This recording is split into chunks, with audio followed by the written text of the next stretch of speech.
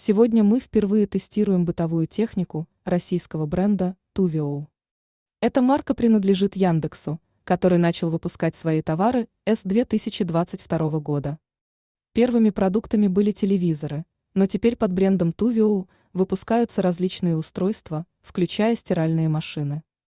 Эта модель стиральной машины имеет классическую компоновку.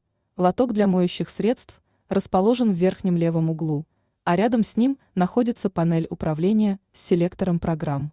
Верхняя часть передней панели слегка наклонена, что делает чтение информации на дисплее и надписей на селекторе более удобным.